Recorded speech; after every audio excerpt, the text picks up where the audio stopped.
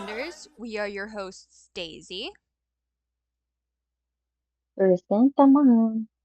and this is Take 3, where one trio talks, reacts, streams, geeks out. And collectively have a mental breakdown.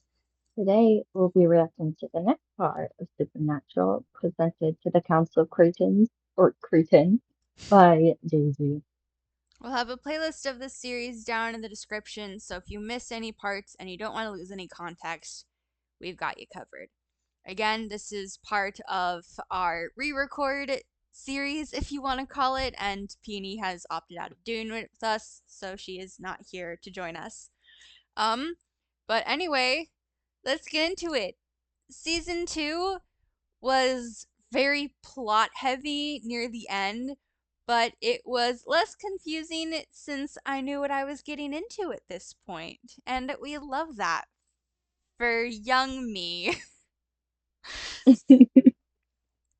All right, time for our I will main. say, Yeah. oh, I'm so sorry, that came out. That was like bad timing. I was just gonna say, it is convenient that we are re-recording these so they can come out during spooky season. Whoop, whoop. Hey. I'm excited about Yes. So this is our main reoccurring cast that is not the boys. We have Yellow Eyes slash Zazel. He is the demon that killed the boys' mom, and is a Prince of Hell in SBN canon only from what I could find on Google. Um, Next we have Bobby Singer. We all love Bobby. He's a better father figure than John, which isn't a very high bar, but Bobby raises it significantly higher. Um, but again, he's amazing and the one to knock sense into the boys when they're being stupid, which they're always being stupid, but we love Bobby for it. We love Bobby so much. lol. We have Ellen and Joe Harville. Harville? I can't remember how their last name is said. They're just Ellen and Joe. No clue. A mother and daughter duo. We love Ellen. She's like the mom the boys never had. Dean tries to hit on Joe but gets rejected. We're not going to focus too much on that because I never looked up Joe's age, and at this point, I don't really want to look up her age. Especially now that I am 7 seasons into this show, I don't want to look up Joe's age in season 2 because I'm scared. Finally, we have another guy who absolutely sucks butt. Gordon Walker. He's sadistic and psycho, and spoiler alert, I wish he died sooner than he actually did. Because screw Ah, this it guy. was good that way. Yes. I will say I love the actor. I've seen him in like one or two other things. Love the actor. Absolutely despise the character. So yay. Just doing a good job. All right. Now on to two of my favorite episodes of this season. The first is episode 6, and while watching this episode, I was constantly Googling to see if the background they were giving on Holmes in the show was real, and it was pretty dang accurate. So good on you, SBN writers. For those who don't know who H.H. Holmes is, allow me to give you a mini lesson that will hopefully make my historian father very happy with me. Herman Mudge was a pharmacist in 1886 after moving to Chicago and changing his name to H.H. Holmes. He started his murder spree, stealing his victims' land and building his murder castle. We love a good murder castle. Oh my. Mm-hmm.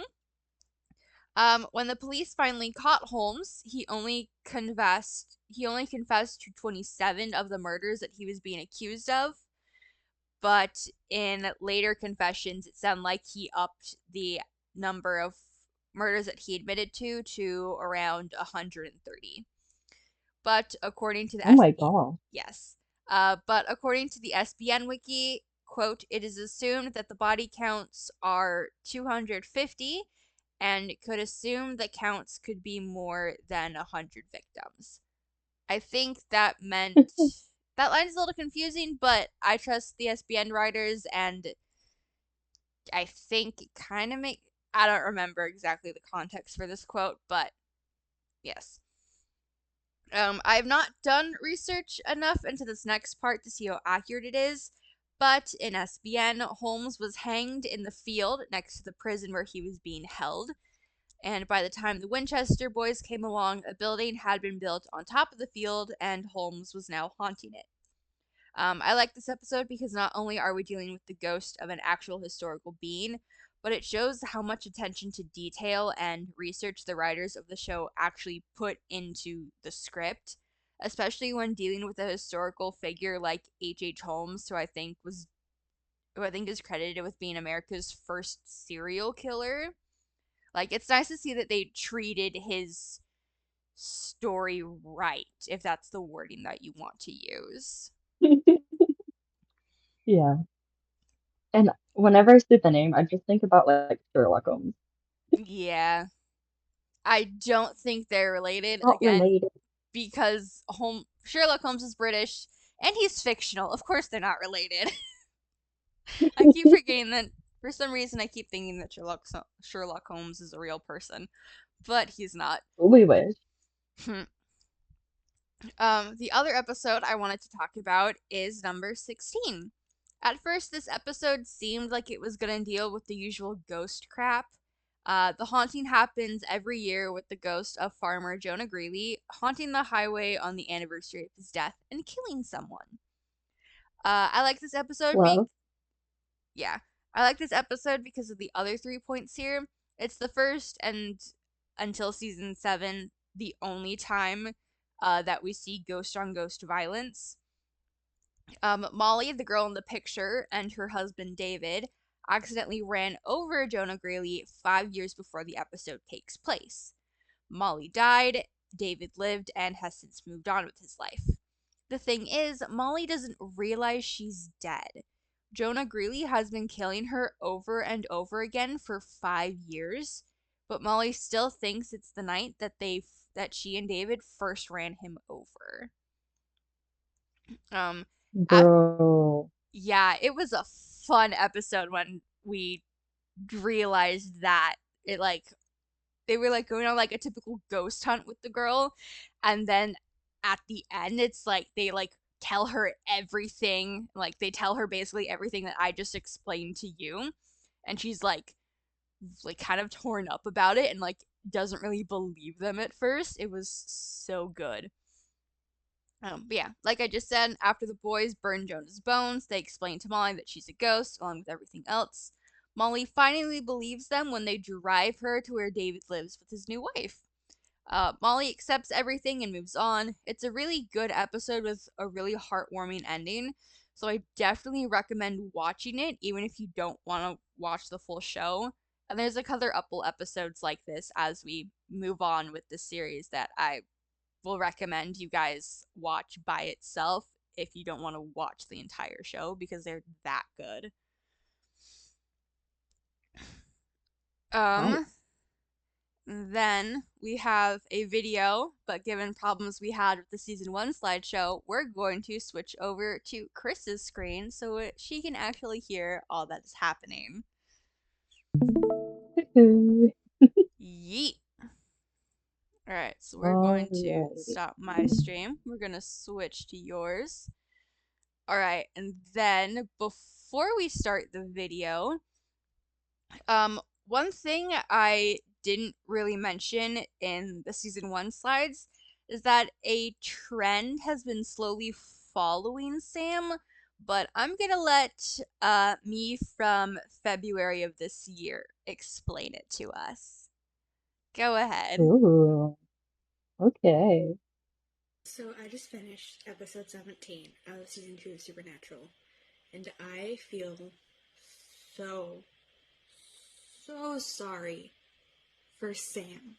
This is the third, love interest he has had that has died.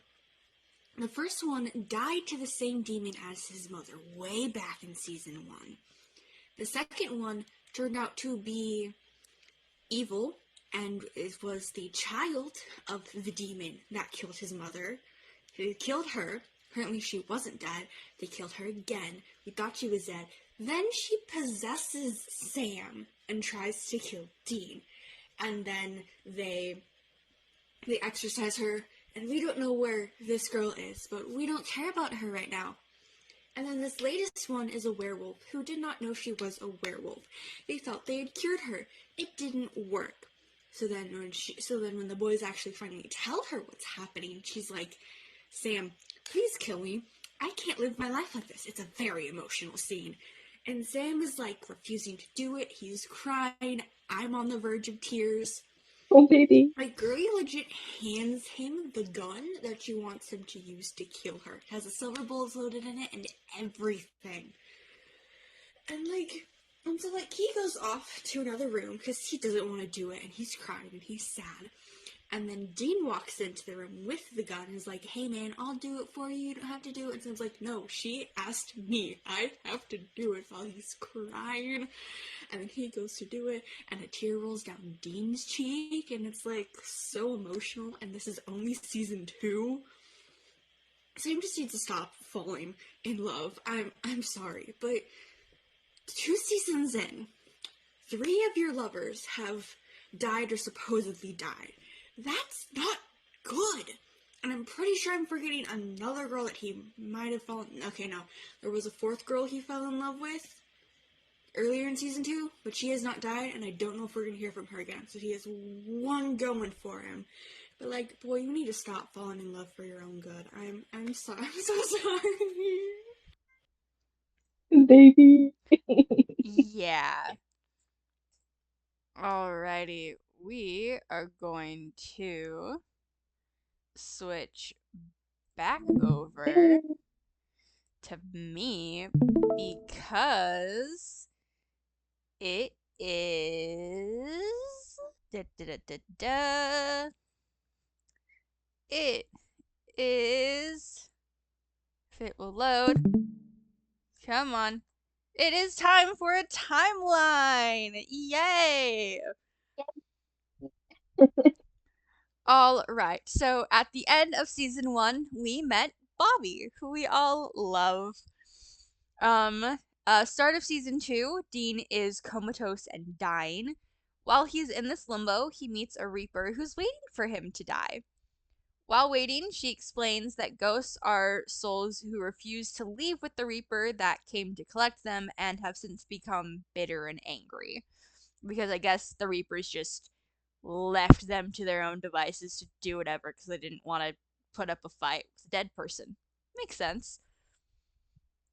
While Dean is having this convo with the Reaper, John is making a deal with Yellow Eyes, trading his life for Dean's. The only and last fatherly thing he does before he dies. But Dean's alive. Dun, dun, dun. Yeah, but Dean's alive. We don't care about John.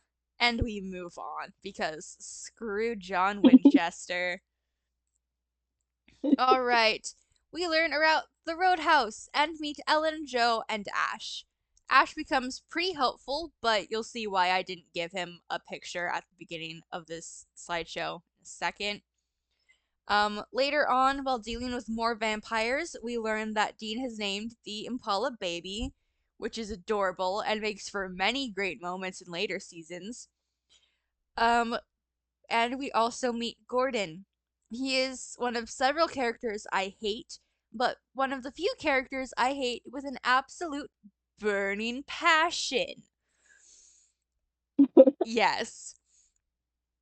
He is obsessed with killing this clan of vampires, and it is mentally worrying. We meet Andy, another kid like Sam, who has a version of mind control. We also learn he has a psycho twin brother who was separated at birth via adoption. I don't remember what happened to their birth parents, but it doesn't matter. We kill the psycho twin, Andy moves on with his life, and the boys skip town like they always do. We then learn about crossroad demons and hellhounds, which become a recurring and terrible problem. We also learn about Kuroatoa. Now, we all probably remember this word in connection with Roanoke Island, it being the only sign that people had left the colony of Roanoke, was the word Croatoa carved into, I think it was the wooden barrier around the village. The That's way so S cool. Yes, I still want to know why they had to leave the island. Like, we know that they went and joined with one of the native tribes in the areas because in like events or whatever that the remaining members of the tribe put on today, they are white kids who are full blood natives and have lived with the natives, or have lived with the tribe for generations. So we know where the survivors ended up, but we don't know why they left, and I want to know why they left. Um, but I could ramble about it for forever, but I think we should save it for the end, unless we want to do that now. let me finish this last part of the script, and then we can talk about it. Um, but Yes, ma'am. the way SPN works with Croatoa is that, or Croatoan, is that the word appears in connection with a demonic virus that turns people against each other. I don't remember how the virus claims its first victim, but it's spread by blood to blood contact. Fun note, Sam is not affected by the virus, but we'll find out a possible reason why later in the slideshow. And now, Chrys, please entertain us with your rant about the Roanoke Island people. So, you kind of already went over anything a person needs to know, but um, I love history stuff, and my memory isn't the best on this one just because I I like I read way too many stories every single day, so Mm. sometimes my memory gets muddy. I should have prepped for this, but I'm pretty sure it was somewhere in modern day Carolina, like North Carolina. This was back in the 16th century, so this is like early European settlers in North America. Yeah. Um, so they came over and they were on some sort of island, I think. Um, and yeah, it was called like the Roanoke Colony, which today they're called the Lost Colony. I think you already said that. But this one dude, I think he was like the leader of the colony. He was in charge, and for some reason, he had to go back to England, I think, like get supplies or get help or I whatever. think And he was getting every more farming help. yeah, I think so, because they were having issues adapting to the new land. And so he was going to get help, and he's like, okay, when I return, we're going to be fine. We got this, guys. His trip ends up taking 3 years, I'm pretty sure. So he's gone for 3 years, and by the time he returns, like, it looks like a ghost town. Everything's gone except for like on a fence or on a tree somewhere it's carved in Croatoan. And that's all he had. Like, that's all that was left. Him and all the, new help showed up, and it's like, hey, where's everyone? Yeah.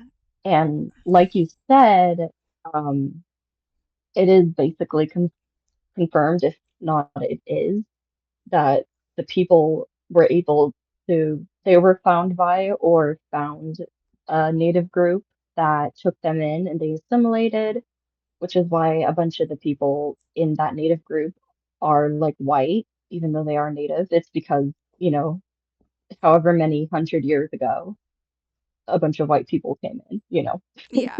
What I But find they assimilated well. So. Yeah. What I find kind of that adds to the mystery is that there were if I remember correctly, there were some educated people in the colony of Roanoke aside from the leader. So I find it weird that there wasn't like a journal left behind, or like a note saying like, "Hey, this is why we left. This is where you can find us. We're okay." Like, For it's a little real. it's a little sus that like that like nothing like that was left behind for the leader to read when he finally did come back. Yeah. That's a I think little it's sus. insane that all they left is that one thing. Yeah, Like, was that the name of the tribe that took them in? Was that the name of an area that they had like moved to because the colony was failing? Like, what did Croatoa mean to those people back in the day? those, I'm pretty sure, are the main theories, that it's like the name of the tribe or like a word in the tribe that described where they went, that sort of thing. Mm. Oh my gosh, I just looked it up now to make sure I'm not just making things up. And the governor, who was the guy who left and came back to find nothing, has the most His basic name ever. John White. Oh yeah, I remember that. John White, the English colonist governor. I remember me and my siblings clowning on him for that once we got to that part of our history classes. So funny to me. Oh. Uh-huh. All right. But yeah, even though technically we know what went on, we have an idea of like why everything happened, which people assumed they just like they were starving and the people nearby offered to, take them in. Yeah. Even though we know everything, it's still like so eerie and like mysterious and stuff. Yeah, especially because again, there's no records or letters saying why they left. It's Yeah. all we have is all we have to go off of The one word. is yeah, the one word, and then looking back at the problems that other colonies had when settling in the Americas, and kind of piecing together, okay, if other colonies were having this problem, then it's likely that Roanoke was having the same problem, but to a worse degree that forced them to up and leave. But still, like, Yeah. no records is suspicious. Like as far as, bad situations and early settlement goes, this was a good ending for them, I'd say. There's been Yeah. a lot worse stories, Yeah. which honestly we could go into a whole nother day, but Mm-hmm. We'll save that possibly for another video. for some other day. Yeah. Mm. All right. Moving on with the timeline. We meet another kid, Ava, who's like Sam. Visions, but without the headaches. Good for her. Gordon's back. Yay. And trying to kill Ava again because of reasons we learn about later. Gordon gets his butt kicked, Ava disappears, and we move on with life. A shapeshifter puts the boys on the FBI's wanted list for murder. They already have several police charges for credit card fraud, impersonating government officials, police, CDC, the FBI themselves, breaking and entering, and grave desecration. But now they're wanted by the big boys, so fun for them. I believe no. Later, I think either in this season or another season, they end up faking their deaths to get the FBI off their backs. But like, the FBI is a problem right now for the boys, not for the U.S. Meg comes back because, of course, and possesses Sam. We deal with her quickly, and nobody cares about her anymore. I think she's gone for good at this point. I don't remember. Joe's off hunting on her own because she and Ellen had a falling out, and Meg in Sam's body threatens her, but she's fine. Joe's okay. She's fine. Next we have a trickster who is one of my all-time favorite characters. I love him so much. His episode is the best, and I don't remember what episode it is, but you should find it and go watch it because I freaking love this episode. I don't know why I didn't add it as one of my favorites in the slideshow. It was hilarious. Finally, we meet a Jin who throws Dean into a dreamscape where Mary, their mother, never died. Their dad never went hunting and died because of medical reasons.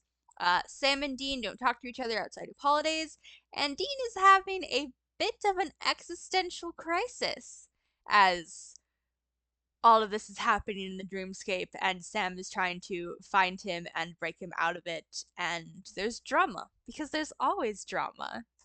Alrighty. Alright, people. The final 2 episodes. Crap is going down, so I changed the background color. Let's go. Hey yo, hey yo. Oh, Hey. this stuff is so good. Mm-hmm. Alright. Sam goes to bed in a motel and wakes up in Cold Oak, the most haunted town in America, and also a real place. Look it up. Fun place. Andy, Ava, and a couple other kids with special powers are also in here, and they have to survive the town. At the same time, Dean and Bobby are looking for Sam and ask Ash to look for demonic signs around the country. Ash finds something, but by the time Dean and Bobby get to the roadhouse, it's been burned down. We see a charred limb with Ash's watch on it. He's dead, unfortunately, and Ellen is presumed dead, though they don't go looking for bodies anymore other than finding Ash's charred arm. And as it says down at the note there, very tragic. Dean and Bobby are very sad, but we don't have time for this because we have to go find and rescue Sam. Back to the Demon Baby Squad. I'm calling them that because we learned that they were all made to ingest the blood of Yellow Eyes when they were 6 months old. Cue the Hunger Games, but we're not fighting for food. We're fighting. Yeah, Nope. We're fighting to see who will lead Yellow Eyes' demon army. yeah, yeah, yeah, yeah. Uh-huh. Fun. Hooray for us. Andy, Ava, and most of the squad die either to each other or the creatures haunting the town. Jake, a soldier who was stolen right off the battlefield. I think he said he was serving in the Middle East. Yeah, he was just Oh, like, dang. yeah, he just like went to bed last night in his barracks, wakes up, and he's back in America. Okay, That's, this was like the early 2000s. That took me a second. yeah. Um, da, da, da, Jake and Sam are the only ones left alive, so good for them. Not really though. We learn Yellow Eyes is Azazel. He's also Meg's dad. Jack backstabs Sam, literally, like knife to the back, and books it out of Ooh, town because Dean and Bobby show up at that moment. They get Sam back to Bobby's place where he is on the literal brink of death. dang. Dean makes a deal with the Crossroad Demon, and because his soul is special or whatever, instead of the normal 10-year deal that everybody else gets, Dean only has 1 year to live before the demons come to collect the debt.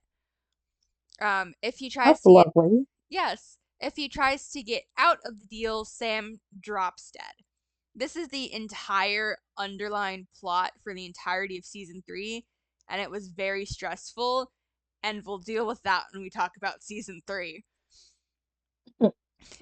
We learned that Ellen is alive because she wasn't in the roadhouse when it burned down. Hooray for us! Ash is still dead though, and I'm very sad about it. I loved Ash, man. Dang. Yep.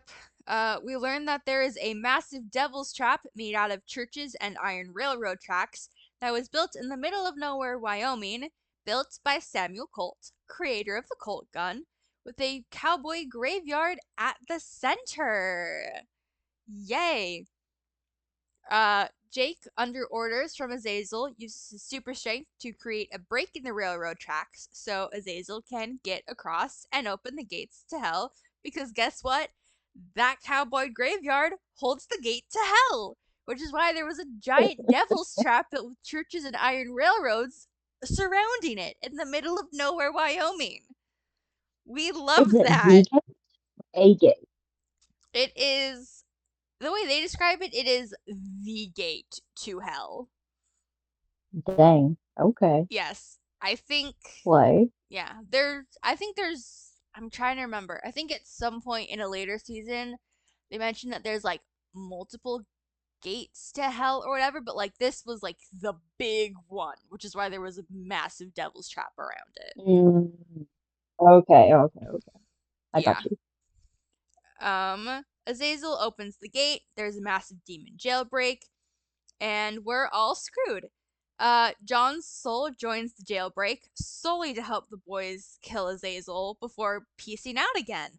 I think he goes back down to hell because of the deal that he made with Yellow Eyes, but I'm not exactly sure, and I don't really care. And then we get season 3. Um, my brain had not yet been fried by this show, and season 3 is where the real damage starts. So that's gonna It's be also my favorite season, I think. fun. Yeah, season 3 was also currently up to where I am. Season 3 is the shortest, I think, with only like 16 or 19 Oh, shoot. episodes. Yeah, they wrapped that one up pretty quickly. I think mostly because they had to work with the like 1 year timeline that they gave Dean. But I mean, they made it all work. It was a good Yeah, season. But yeah, questions, comments, yeah. concerns for my sanity. None? Good. Perfect. I don't need to tell a therapist about this. Hooray for me. Oh my gosh. You know, venting on our group chats and sending Chrys lots of voice messages per episode was my therapy for getting through the first 4 seasons of this show. And then now for Very good. seasons 5 to 7, my therapy has just been playing on my phone and zoning out because the boys are being stupid again, and it's just whatever. Oof. But yeah, I think that'll do it for today. Go drink your water, chickens. Go finish Don't, their. no, don't drink the water, chickens. What? Don't, we are not vampires. We do not drink water, chickens. Huh? Don't worry about it. Okay. Go finish the responsibilities you're procrastinating.